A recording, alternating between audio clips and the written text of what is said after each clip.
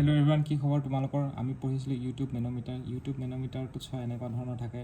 ইয়াতে এটা pressure P থাকে আৰু এইখিনি হৈ গ'ল তোমালোকৰ গছ প্ৰেছাৰ আৰু এইটো হৈ গ'ল এটমস্ফিয়াৰ প্ৰেছাৰ। তো এইটো এটা ডেটাম লাইন হয়। এই ডেটাম লাইন এটা আমি নিজে ধৰি লৈছোঁ আৰু দুটা লাইনৰ ইণ্টাৰছেকশ্যন, দুটা ফ্লুইড আছে। এইটো এটা লিকুইড আৰু এইটো হ'ল মাৰ্কুৰী। দুইটা মাৰ্কুৰীড আৰু লিকুইডৰ যোনটো মানে তোমাৰ ইণ্টাৰফেচটো, তাতে আমি ডেটাম লাইনটো ধৰিছোঁ। সেইটো নিজৰ ইচ্ছামতে ধৰি ল'ব পাৰি। একৰ্ডিং টু পাস্কেলছ ল এইটো পইণ্ট আৰু এইটো পইণ্টত আমাৰ কি হৈ যাব, প্ৰেছাৰটো ছেইম হ'ব। তো এইটো আমি পি প্ৰেছাৰ লিখিছোঁ, পি প্ৰেছাৰ হয়নে? পি বিত আমি পি প্ৰেছাৰ লিখিছোঁ। বাকী এইখিনি আমি কি লিখিছোঁ? বাকী এইখিনি আমি লিখিছোঁ গছ প্ৰেছাৰ। আৰু এইটো আমি কি লিখিছোঁ? এইটো আমি গছ প্ৰেছাৰ লিখিছোঁ। গছ প্ৰেছাৰটো তাৰপিছত আমাৰ এইটো ওলাই গ'ল হয় নাই?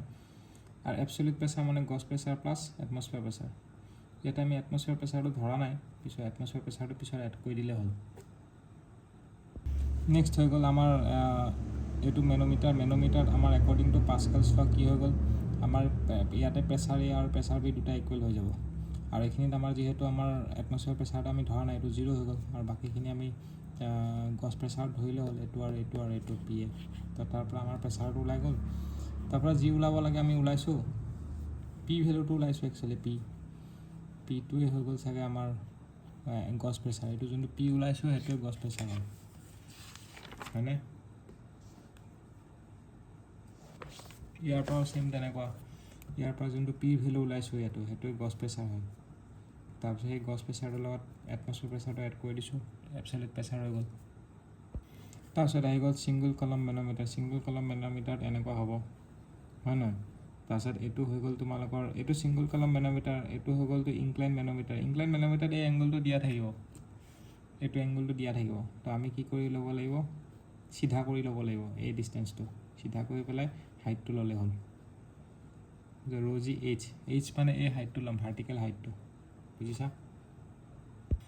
তাৰপিছত এইটো যদি তেনেকৈ প্ৰেছাৰ যদি দুটা এনেকৈ দিয়ে, একৰ্ডিং টু পাস্কেলছ ল এনেকৈ দুটা প্ৰেছাৰ হেৰি কৰিলোঁ, কৰাৰ পিছত প্ৰেছাৰ ডিফাৰেঞ্চটো আমি ওলাই ল'লোঁ, P1 - P2 এনেকৈ প্ৰেছাৰ ডিফাৰেঞ্চটো ওলাই পেলাই হেৰি কৰিলোঁ, বুজি পাইছা?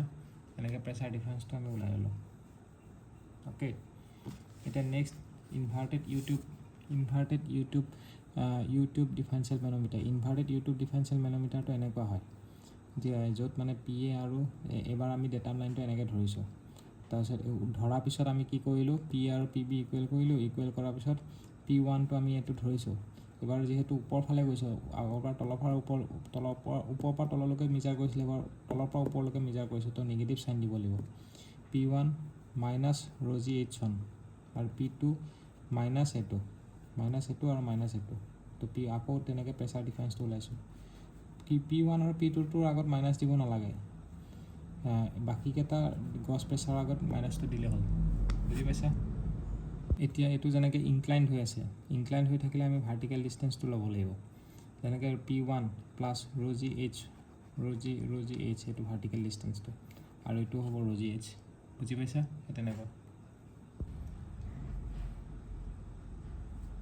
এতিয়া তোমালোকৰ আহিলে calculation of hydrostatic force on a flat surface. Flat ছাৰ্ফেচত হাইড্ৰষ্টেটিক ফ'ৰ্চটো কেনেকুৱা হ'ব?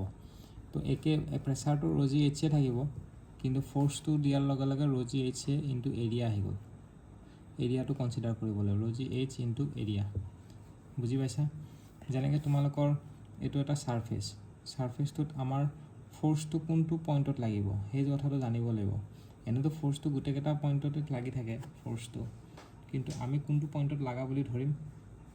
এইটো চোৱা, পি ইজ আমাক কি কৈছে এইটো, if P is not same throughout the দ্য, যদি পিটো যদি ছেম নাথাকে।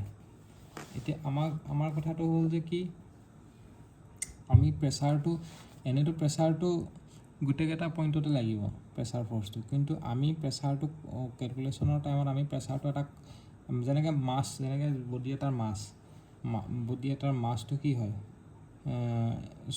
প্ৰত্যেকটো পইণ্টতে মাছ থাকিব, কিন্তু আমি চেণ্টাৰ অফ মাছটো ওলাওঁ নাই, গোটেইকেইটা মাছ কোনটো পইণ্টত এটা কনচেনট্ৰেট কৰিছে, সেইটো চেণ্টাৰ অফ মাছ। যেনেকৈ চেণ্টাৰ অফ গ্ৰেভিটি থাকে, তো চেণ্টাৰ অফ প্ৰেছাৰো এটাও থাকে, চেণ্টাৰ অফ প্ৰেছাৰ। সেই চেণ্টাৰ অফ প্ৰেছাৰটো আমি কি কৰিব লাগিব, আমি প্ৰেছাৰটো দেখাব লাগিব। চেণ্টাৰ অফ প্ৰেছাৰতে, যদিও আমাৰ চব পইণ্টতে প্ৰেছাৰ থাকে, আমি চেণ্টাৰ অফ প্ৰেছাৰটো দেখাব লাগিব, বুজি পাইছা? যে তেনেকৈ তোমালোকৰ এইচ বাৰটো কি হ'ব তোমালোকৰ এইচ বাৰটো হ'ব তোমালোকৰ distance from the centre of pressure to the ছাৰ্ফেচৰ পৰা ৱাটাৰ ছাৰ্ফেচৰ পৰা চেণ্টাৰ প্ৰেছাৰলৈকে এইচ বাৰ ডিষ্টেঞ্চ আৰু এইচ ডিষ্টেঞ্চটো হ'ব তোমালোকৰ মিড পইণ্ট বা চেণ্টাৰ গ্ৰেভিটি সেইটো হ'ব পাৰে বুজি পাইছা তো এইচ বাৰত আমাৰ প্ৰেছাৰটো লাগিব আৰু প্ৰেছাৰ ফ'ৰ্চটো কিমান হ'ব ৰ'জি এইচ ইনটু এ তেনেকুৱা ধৰণৰ কথা এতিয়া তোমালোকে এটা বস্তু চাব পাৰা যে কি এইটো বাই ফৰ্মুলা আমাৰ কিমান হ'ব এইটো এনেকৈ প্লেটটো ইনক্লাইন প্লেট হৈ আছে হয় নাই ইনক্লাইন প্লেটৰ ক্ষেত্ৰত আমাৰ প্ৰেছাৰটো কিমান হ'ব প্ৰেছাৰটো হ'ব Rosie H bar into a same যেনেকৈ তোমালোকৰ ভাৰ্টিকেলৰ ক্ষেত্ৰত তেনেকুৱা হৈছিলে ইনক্লাইনটোৰ ক্ষেত্ৰতো তোমালোকৰ এনেকুৱাই হ'ব F is equal rho G H into A হ'ব ইনক্লাইনটোৰ ক্ষেত্ৰতো এনেকুৱাই হ'ব এতিয়া তোমালোকৰ ইনক্লাইনটোৰ ক্ষেত্ৰতো এনেকুৱা হ'ব খালি এইচ বাৰটো জানিব লাগিব এইচ বাৰটো কিমান হ'ব এইচ বাৰটো হ'ব D A plus A B H বাৰটো কি হ'ব D A plus A B হ'ব মানে ডি এ মানে এইটো বি এ ডি এ মানে এইটো হ'ব আৰু এ বি মানে এইটো হ'ব এইচ বাৰ সেই হাইটটো এইটো কেনেকৈ এই এংগলটোৰ পৰা ওলাব পাৰিবা এইটো হৈ গ'ল চেণ্টাৰ অফ গ্ৰেভিটিটো জানা নহয় এইটো ৰেক্টেংগুলাৰ কাৰণে চেণ্টাৰ অফ গ্ৰেভিটি এইটো হ'ব ৰেক্টেংগুলাৰ প্লেটৰ কাৰণে এইটো প্লেটটো আমি এনেকৈ চাইছোঁ প্লেটটো একচুৱেলি প্লেটটো এনেকুৱা হয় তো সেই বস্তুটো ইয়াতে দেখাইছোঁ ৰেক্টেংগুলাৰ প্লেটটো তাৰ ডাইমেনশ্যনটো হা এইটো হৈ গ'ল চেণ্টাৰ গ্ৰেভিটিৰ পৰা সেইটো ডিষ্টেঞ্চটো ৰ'জি ইয়াতে যোনটো হ'ব ৰ'জি এইচ বাৰ হ'ব দেই মনত ৰাখিবা এইচ বাৰ হ'ব ৰ'জি এইচ এ নহয় এইচ বাৰ এ এইচ বাৰ মানে বুজি পাইছা নে নাই চেণ্টাৰৰ প্ৰেছাৰটো চেণ্টাৰৰ গ্ৰেভিটিটো নহয়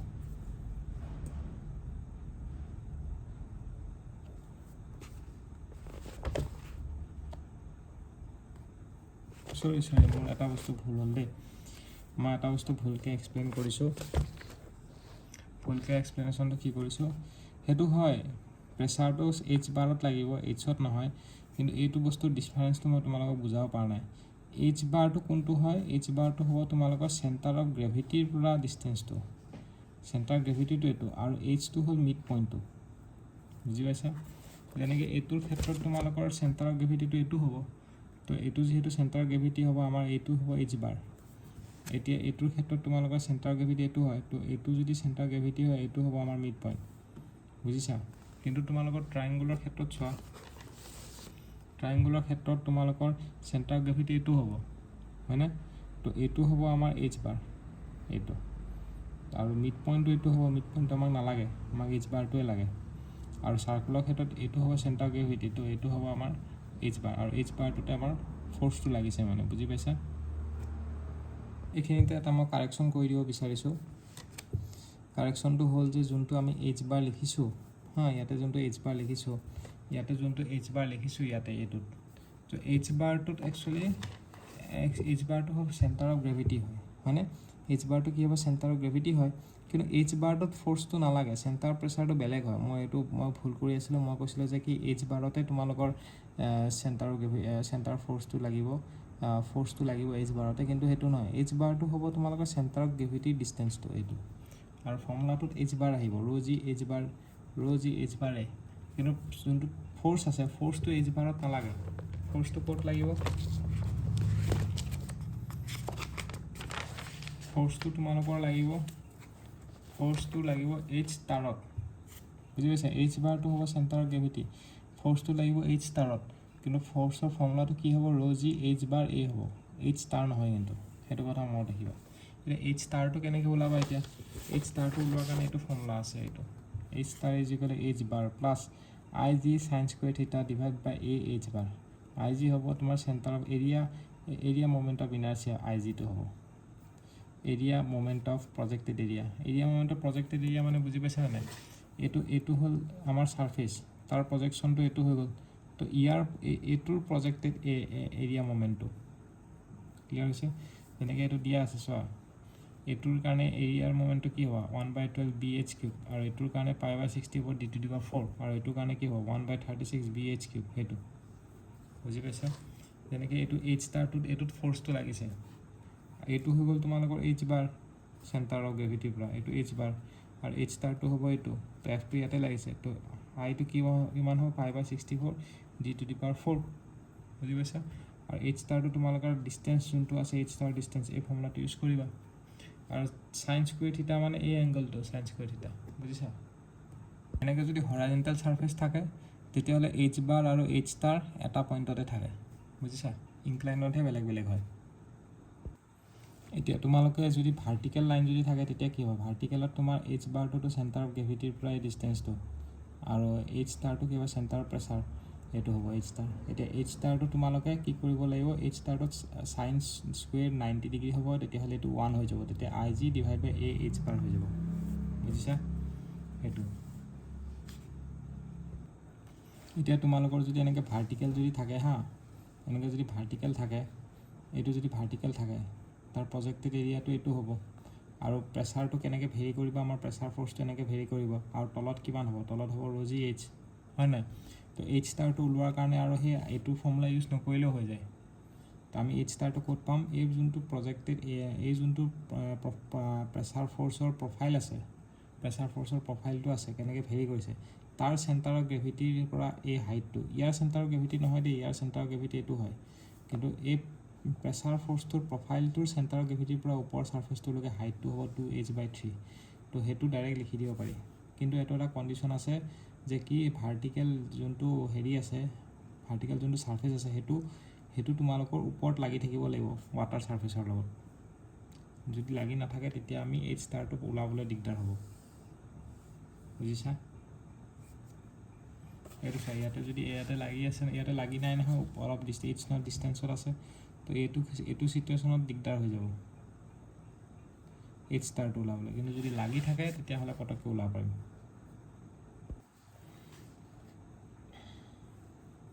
তাৰপিছত এইটো হৈ গ'ল তোমালোকৰ H1 আৰু এইটো হৈ গ'ল H2, হয় নাই? কাৰ্ভ ছাৰ্ফেচৰ কাৰণে, এতিয়া আমি কাৰ্ভ ছাৰ্ফেচৰ কাৰণে পঢ়ি আছোঁ।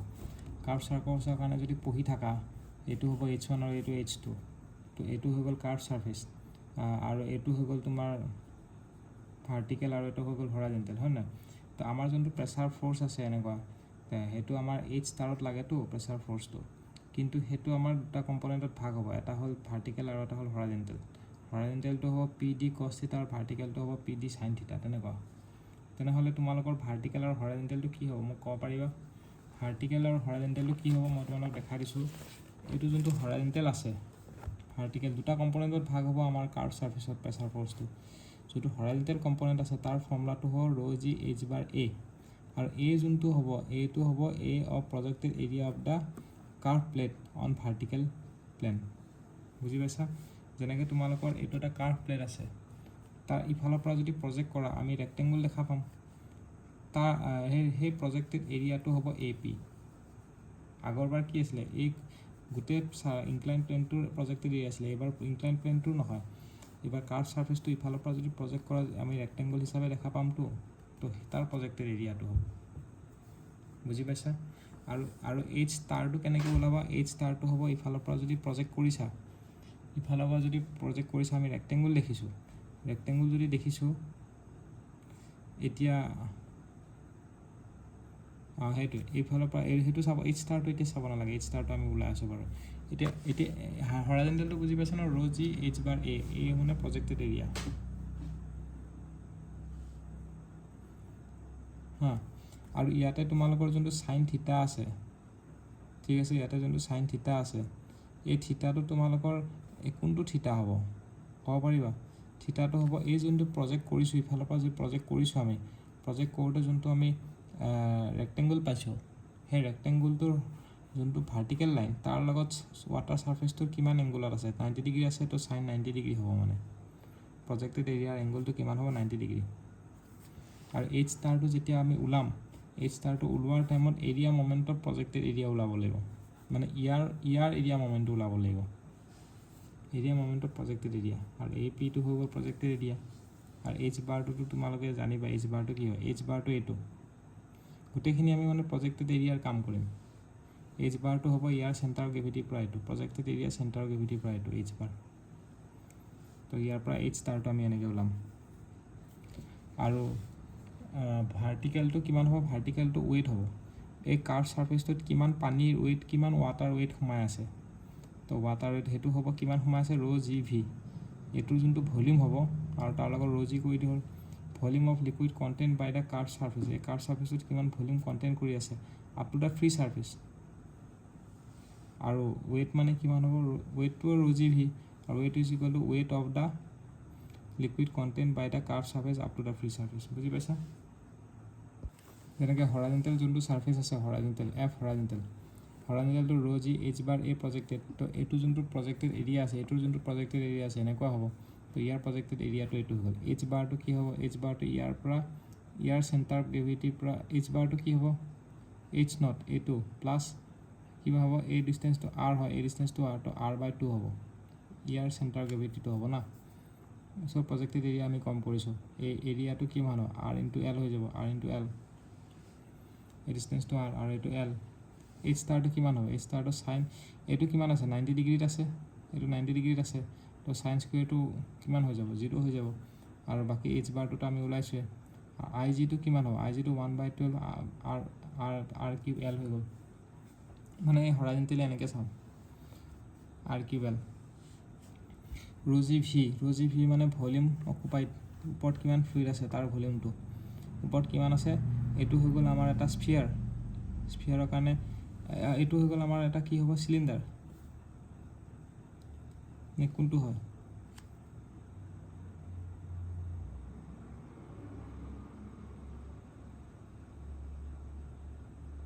আচ্ছা ইয়াৰ এৰিয়াটো কিমান হ'ব পাই R স্কয়াৰ ডিভাইড বাই 4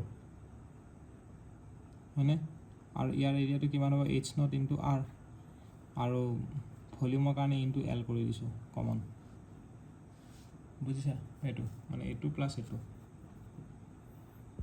টোটাল এৰিয়াটো কিমান হ'ব টোটাল এৰিয়াটো √f horizontal square plus f vertical square এইটো টোটাল এৰিয়াটো সৰি টোটাল ফোৰ্সটো কিমান হ'ব √h horizontal square plus h vertical square next আমি পঢ়িম বায়ঞ্চি ঠিক আছে তো আজিলৈ ইয়াতে শেষ কৰিলোঁ